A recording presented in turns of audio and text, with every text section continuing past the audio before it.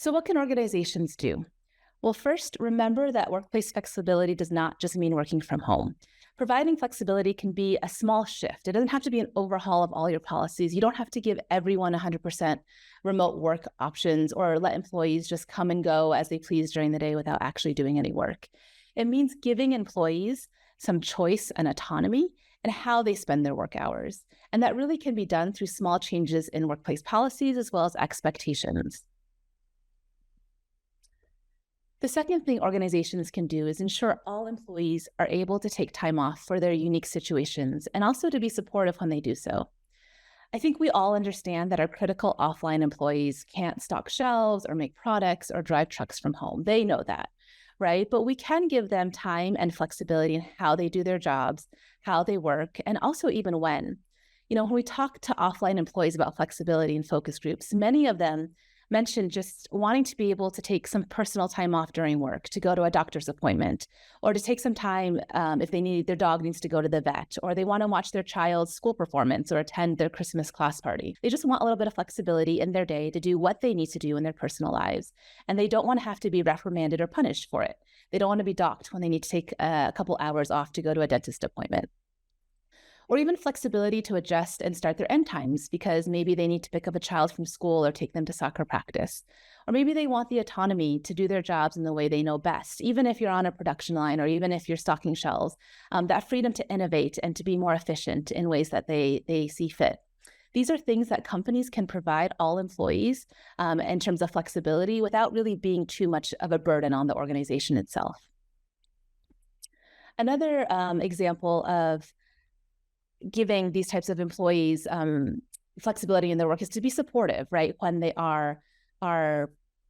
need to go to a doctor's appointment or they need to, go see their child's play. So if another teammate is covering that employee's shift or their work while they're gone, taking care of personal matters, make sure that you recognize them and you thank them and you use that opportunity to build team and build community. Also, not trying to contact employees when they're out doing their personal errands or out on vacation. How many of us are kind of guilty, I am, of answering work emails while on vacation? But when employees are taking that time off for their personal lives, to respect that and to support that and to cover their responsibilities at work if needed. And setting aside time for things like completing a training or skill building instead of adding it on top of their normal workload, giving them the flexibility to take some time on the clock to do that. And I want to share what this looks like in the real world. I want to tell a quick story about Estella, who is a nurse at the wonderful Ohio Living, one of the nation's largest not-for-profit multi-site aging services organizations.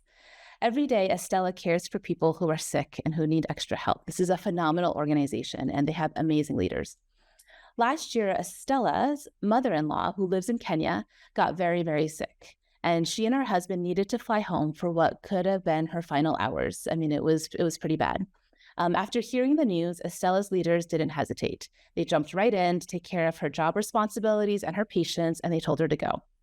So Estella flies back to Kenya with her husband, and they find her mother-in-law. She's barely hanging on at the hospital. And so for days, Estella takes care of her. Estella is a caregiver. This is what she does. And so she took care of her mother-in-law. And eventually, her mother-in-law began to improve.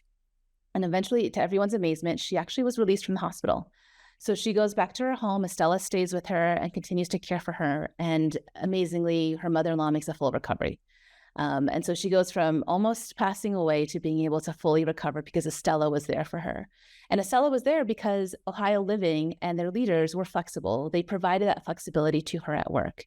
And because of that, they didn't just change a life, they literally saved a life. And that's what flexibility looks like in an organization. And that's the type of flexibility that our employees are looking for.